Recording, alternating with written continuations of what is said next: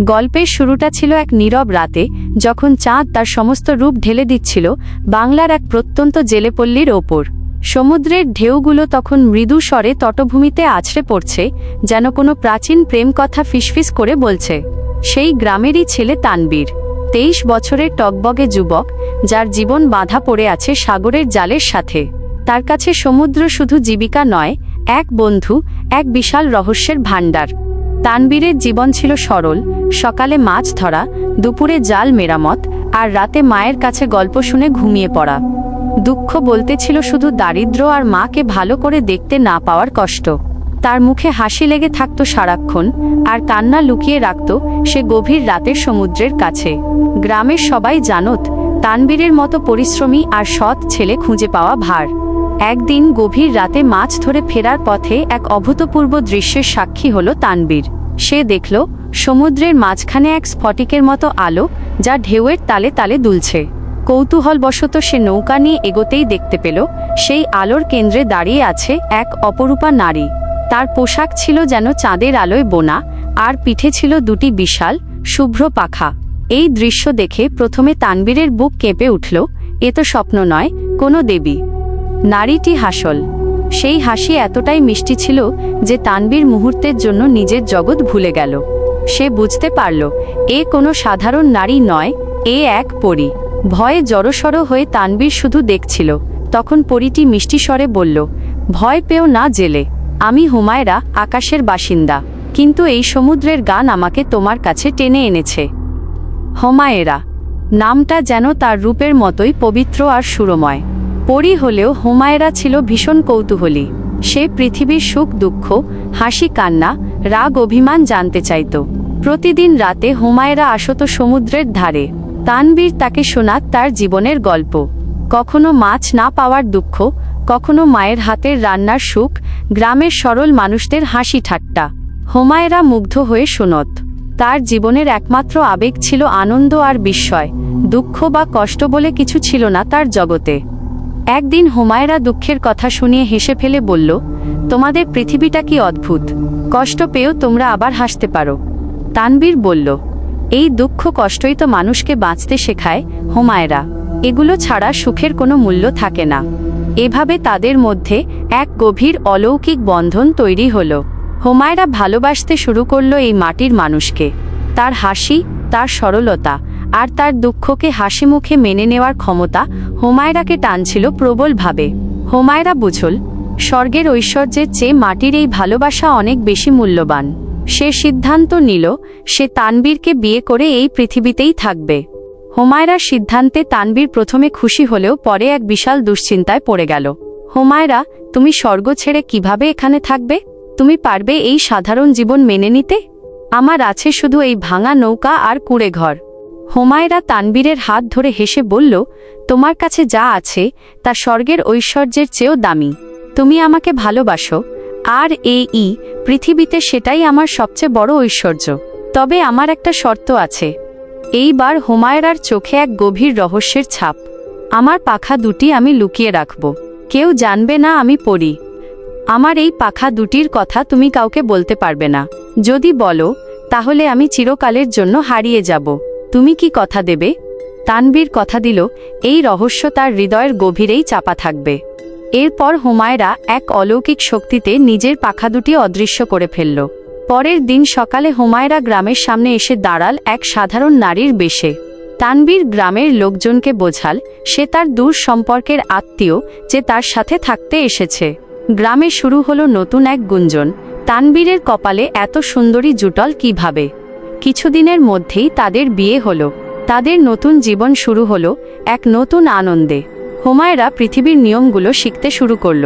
মাছ রান্না করা, ঘরের কাজ করা, গ্রামের মেয়েদের সাথে হাসি ঠাট্টা করা। তার স্বর্গীয় রূপ আর মিষ্টি ব্যবহারে অল্প দিনেই সে গ্রামের সবার প্রিয় হয়ে উঠল। হুমায়রা বুঝতে পারল, পৃথিবীর এই সামান্য সুখ দুঃখের মধ্যেই লুকিয়ে আছে জীবনের আসল স্বাদ। তানবীরের সাথে তার হাসি, তার মান অভিমান আর গভীর রাতের ভালোবাসার খুনসুটি সবকিছুই হুমায়রার জীবনকে এক পূর্ণতা দিচ্ছিল। সুখে দুঃখে তাদের দিন কাটছিল। হুমায়রা এখন গ্রামের একজন, আর তানবীর সেই ভাগ্যবান জেলে যার জীবনে নেমে এসেছে স্বর্গের আলো। কিন্তু হুমায়রার অতীত কি সত্যিই তাকে ছেড়ে গিয়েছিল? তার স্বর্গীয় রাজ্যে কি কেউ ছিল না যে তাকে খুঁজে বের করবে? টুইস্ট। একদিন রাতে তানবীর মাছ ধরার জন্য তৈরি হচ্ছে, তখন সে লক্ষ্য করল হুমায়রা ঘুমানোর আগে তার গলার একটি পুরনো পুঁতির মালা আলতো করে ছুঁয়ে দেখছে। মালাটি দেখতে একদম সাধারণ, কিন্তু হুমায়রার চোখে ছিল এক গভীর বিষণ্ণতা। তানবীর জিজ্ঞেস করল, এই মালাটা তুমি এত ভালোবাসো কেন হুমায়রা? হুমায়রা চমকে উঠল, মুখ ফিরিয়ে বলল, এটা আমার দিদি দিয়েছিল, আর কিছু না। কিন্তু সেই রাতে তানবীর নৌকায় যাওয়ার জন্য বের হতেই দেখল হুমায়রার মাথার বালিশের নিচে রাখা আছে আরেকটি জিনিস, যা পুঁতির মালার থেকে অনেক বেশি রহস্যময়। সেটা হলো এক টুকরো অজানা চকচকে পাথর, যা মৃদু নীল আলো ছড়াচ্ছে। পাথরটি হাতে নিতেই তানবীরের কানে ভেসে এলো এক অচেনা সুরময় ভাষা, যেন হাজারো পাখির কিচিরমিচির। এবং সে স্পষ্ট বুঝতে পারল এই পাথরটি তার স্বর্গীয় অস্তিত্বের সাথে কোনো এক গভীর বন্ধনে আবদ্ধ। এ কি রহস্য! পুঁতির মালা আর নীল পাথর। তবে কি হুমায়রা তার কাছ থেকে আরও বড় কোনো সত্য লুকিয়ে রেখেছে? তাহলে কি তার পাখা লুকিয়ে রাখার কারণ অন্য কিছু? তানবীর বুঝতে পারল তাদের সুখের সংসারে এক অজানা ঝড় আসতে চলেছে। তানবীরের হাতে সেই নীল পাথরটা তখনও মৃদু নীল আলো ছড়াচ্ছিল। অদ্ভুত একটা সুর তার কানে বাজছিল, যেন কোনো এক অচেনা জগতের আহ্বান। পাথরের শীতল স্পর্শে তার সমস্ত শরীর কেঁপে উঠল।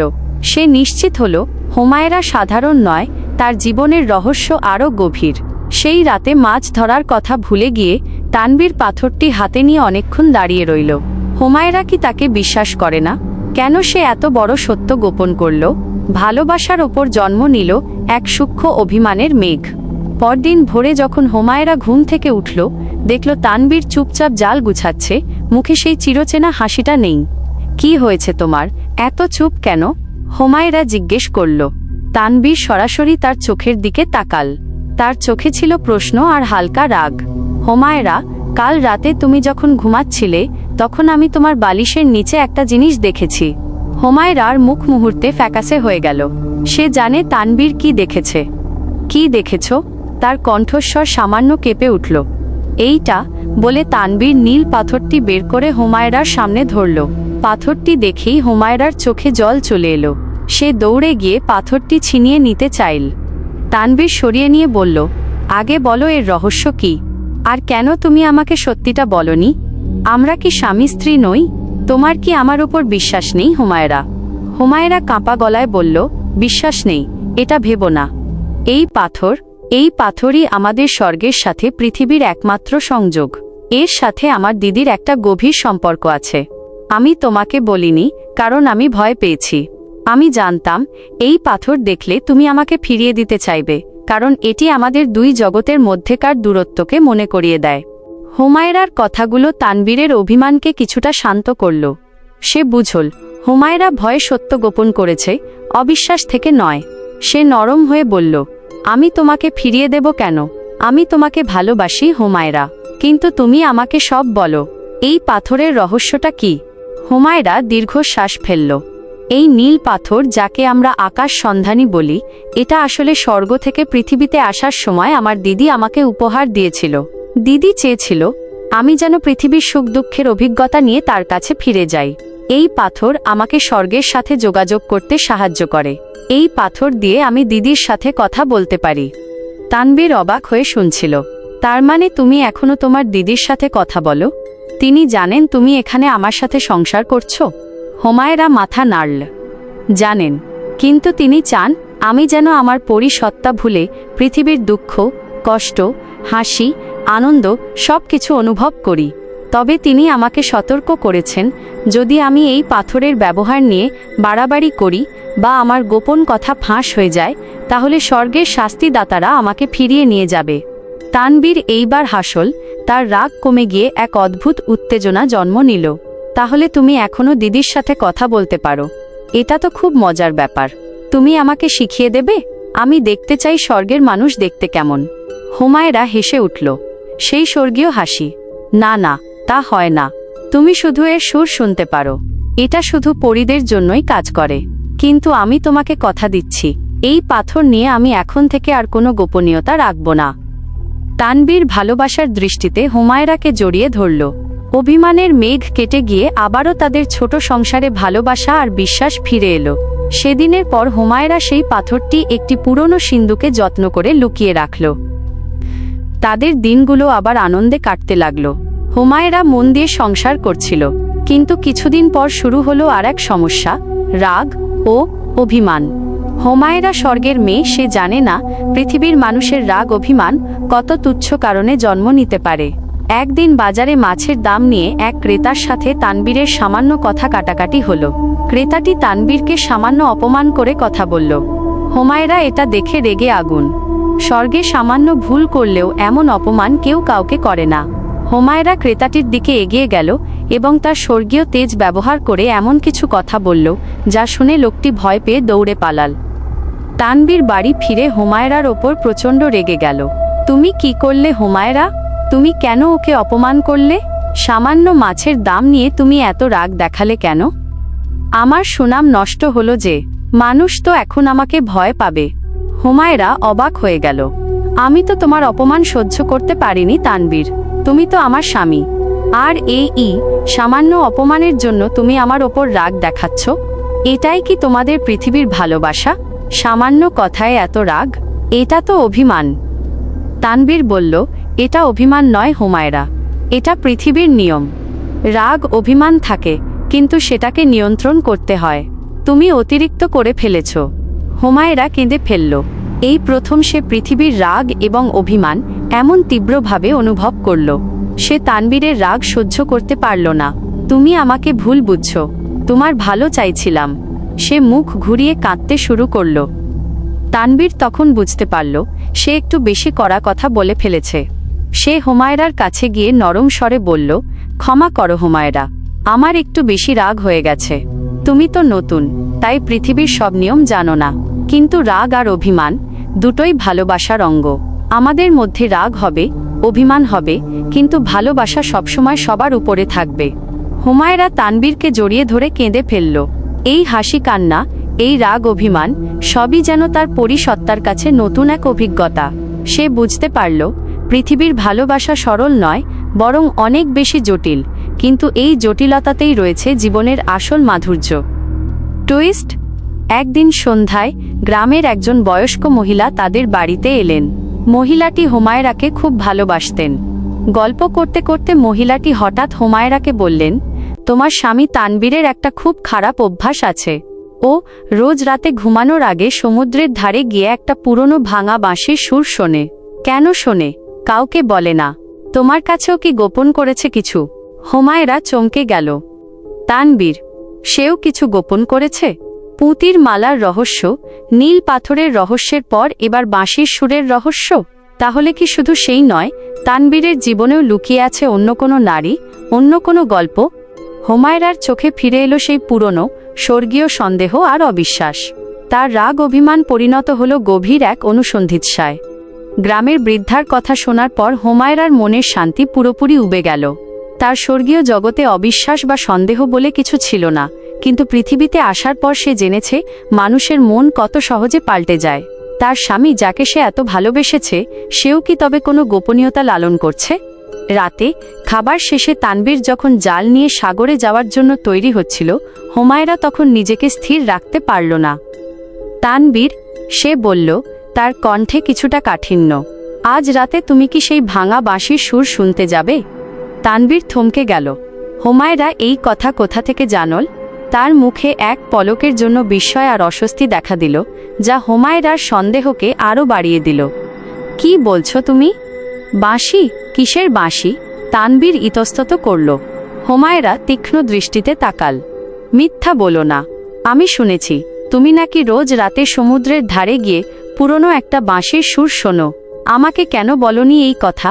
তোমার জীবনে কি অন্য কেউ ছিল, যার স্মৃতি তুমি এখনো আঁকড়ে ধরে আছো? তানবীরের মুখটা প্রথমে লাল হলো রাগে, তারপর ম্লান হলো কষ্টে। সে হুমায়রার কাছে এই বিষয়টি কোনোদিন প্রকাশ করতে চায়নি। সে দীর্ঘশ্বাস ফেলে বলল, তুমি ভুল ভাবছ হুমায়রা, এটা তেমন কিছু নয়। এটা আমার জীবনের একটা পুরনো দুঃখ। আমি চাইনি তুমি সেই দুঃখের অংশ হও, কিন্তু আমি তোমার জীবনের সবকিছুর অংশ হতে চাই তানবীর। সুখ, দুঃখ, হাসি, কান্না, সবকিছু।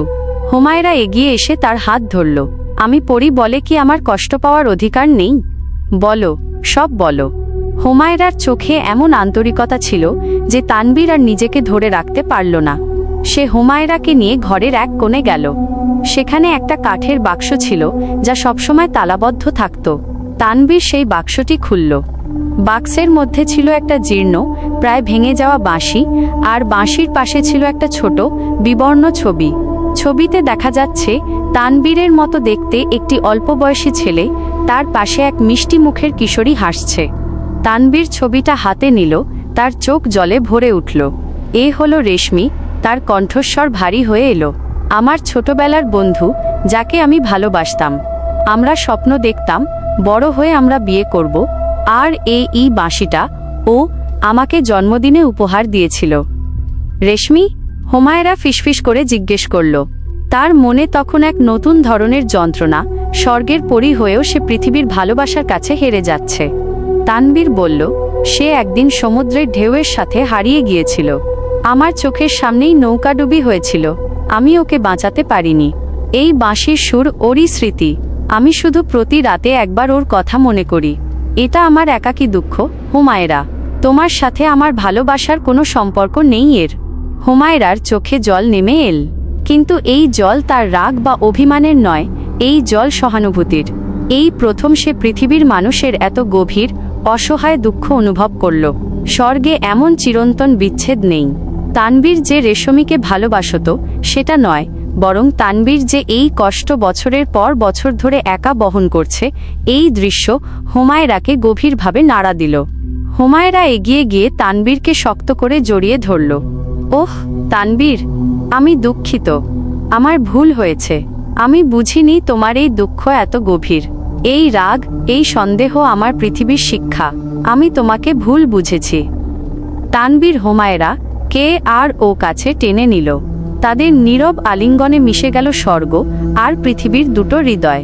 হুমায়রা বুঝল তানবীরের ভালোবাসা তার জন্য খাঁটি, কিন্তু কিছু দুঃখ জীবন থেকে মুছে ফেলা যায় না। তাদের সম্পর্ক আবার নতুন করে জোড়া লাগল। হুমায়রা এখন রাগ অভিমান, হাসি কান্না, সুখ দুঃখ এবং এমনকি দুঃখের স্মৃতি নিয়ে বাঁচতে শিখেছে। কিন্তু স্বর্গের নিয়ম বড় কঠিন। হুমায়রা যখন তানবীরের কাছ থেকে রেশমির গল্প শুনছিল, তখন তার গলায় থাকা পুঁতির মালাটি হঠাৎ করে ঝলসে উঠল, আর বালিশের নিচে রাখা সেই নীল পাথর তীব্রভাবে কাঁপতে শুরু করল।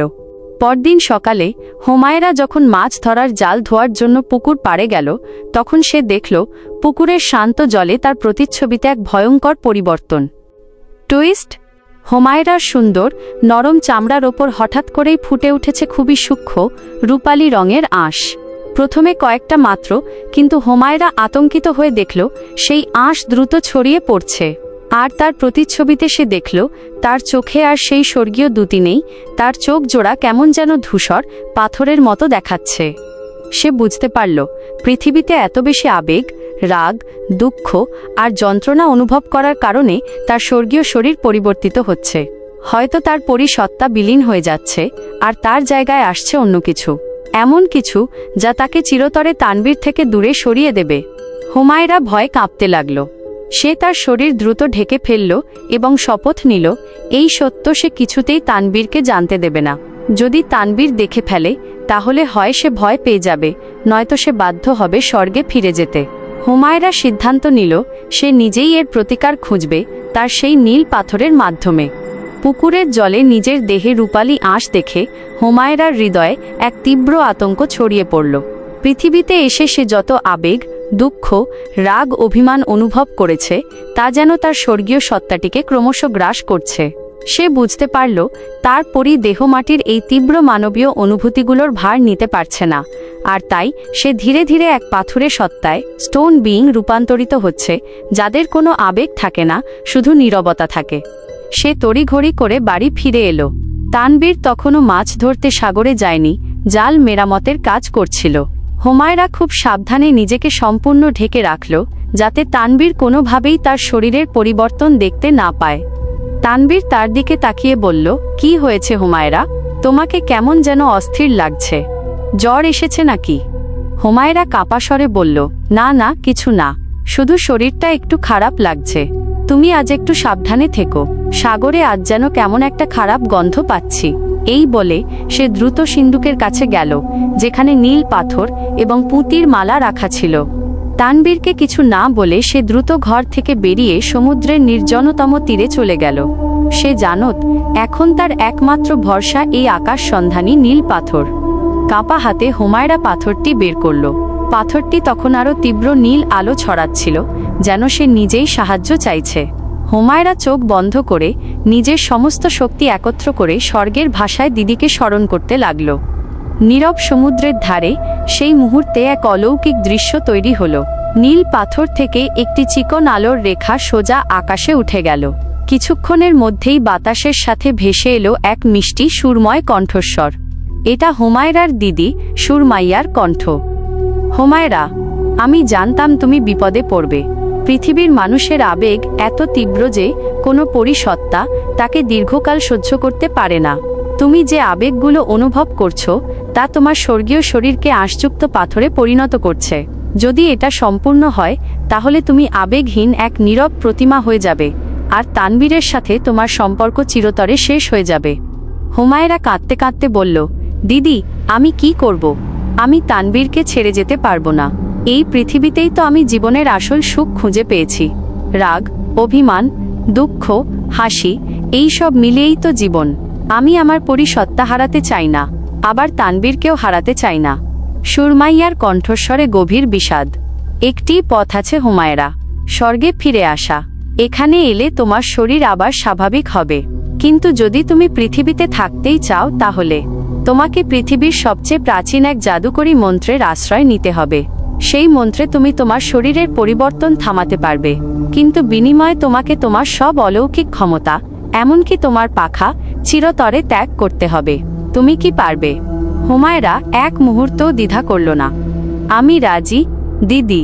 আমি আমার সব ক্ষমতা ত্যাগ করতে রাজি আছি, শুধু তানবীরের পাশে পৃথিবীর একজন সাধারণ নারী হয়ে বাঁচতে চাই। সুরমাইয়া এক গভীর শ্বাস ফেলে বলল, ঠিক আছে হুমায়রা, এই মন্ত্র তোমাকে শেখাতে পারি, কিন্তু এই মন্ত্র প্রয়োগের সময় তোমার পাশে তোমার স্বর্গের এক অংশ থাকতে হবে। তোমার কাছে কি এমন কিছু আছে যা তোমার স্বর্গীয় স্মৃতির সাথে গভীরভাবে যুক্ত? হুমায়রা তখন দ্রুত তার গলায় থাকা পুঁতির মালাটি হাতে নিল। আমার দিদির দেওয়া এই মালা। সুরমাইয়া বললেন, ওই মালা নয় হুমায়রা, মনে করো সেই প্রাচীন জাদু যা তোমাকে পৃথিবীর সাথে বেঁধে রেখেছিল, তোমার গোপন পাখা। তোমাকে তোমার পাখাগুলো বের করতে হবে এবং মন্ত্রের সময় সেগুলোকে সম্পূর্ণ উৎসর্গ করতে হবে। আর এই পুরো প্রক্রিয়ায় তানবীরকে তোমার পাশে থাকতে হবে, অন্যথায় মন্ত্র ব্যর্থ হবে এবং তুমি তৎক্ষণাৎ পাথর হয়ে যাবে। হুমায়রা আতঙ্কিত হয়ে পাথরটি চেপে ধরল। তানবীরকে সব বলতে হবে। যে সত্য সে এতকাল লুকিয়ে রেখেছিল, এখন সেটাই তার শেষ ভরসা। হুমায়রা দ্রুত ঘরে ফিরে এলো। তানবীর তখনও জাল মেরামত করছে। হুমায়রা তার সামনে দাঁড়াল, তার চোখ তখনও জলে ভরা। তানবীর, আমার কথা শোনো। আমাকে এখনই তোমার সাহায্য দরকার। আমি আর লুকিয়ে রাখতে পারছি না। হুমায়রা বলতে শুরু করল, তার গলা ধরে আসছিল। ঠিক সেই মুহূর্তে বাইরে দরজায় কড়া নাড়ার শব্দ হলো। তানবীর বিরক্তি নিয়ে বলল, কে আবার এলো এত রাতে? দাঁড়াও, আমি দেখে আসছি। হুমায়রা চিৎকার করে উঠল, না, তুমি যেও না তানবীর। এখন গেলেই সব শেষ হয়ে যাবে আমাদের। কিন্তু তানবীর ততক্ষণে দরজা খুলে দিয়েছে। আর দরজা খুলতেই হুমায়রা এবং তানবীর দুজনেই যা দেখল তাতে তাদের দুজনেরই রক্ত হিম হয়ে গেল। টুইস্ট, দরজার সামনে দাঁড়িয়ে আছে এক বিশাল দেহী, জাদুকরী পোশাক পরা, রূপালী বর্ম পরিহিত এক ব্যক্তি। তার মুখটি ঢাকা, কিন্তু তার হাতে ধরা একটি ছোরা, যা থেকে তীব্র নীল আলো ঠিকরে বেরোচ্ছে। সেই ছোরাটি হুবহু হুমায়রার নীল পাথরের মতো। লোকটি সরাসরি তানবীরের দিকে তাকিয়ে গর্জন করে উঠল, স্বর্গের পলাতক পরী হুমায়রা, তোমার শাস্তির সময় হয়েছে। তুমি দেবদূতদের নিয়ম ভেঙেছ, তাই তোমাকে এখনই ফিরিয়ে নিয়ে যাওয়া হবে। আর মাটির কীটকে তোমার স্বর্গীয় গোপনীয়তার মূল্য দিতে হবে। তানবীর হতভম্ব। হুমায়রার সব গোপনীয়তা এখন তার সামনে উন্মুক্ত, আর তার জীবনের ওপর নেমে এসেছে এক চরম বিপদ। সমুদ্রের ঢেউয়ে লেখা এই স্বর্গীয় প্রেম কি পাবে মাটির ঘর? পরী হুমায়রার গোপন রহস্য কি জানতে পারবে জেলে তানবীর? পরের পর্বে আসছে নীল পাথর আর এক হারানো প্রেমের রহস্য। সেই রহস্য কি? আর যারা এরই মধ্যে আমাদের চ্যানেলটি সাবস্ক্রাইব করেছেন তাদের জানাই অসংখ্য ধন্যবাদ। আপনারা না থাকলে এই গল্প অসম্পূর্ণ। পরবর্তী পর্ব অর্থাৎ দ্বিতীয় পার্ট আসছে ঠিক আগামীকাল রাত 9টায়। অপেক্ষা করুন, কারণ সামনে আসছে এক বড় মোচড়।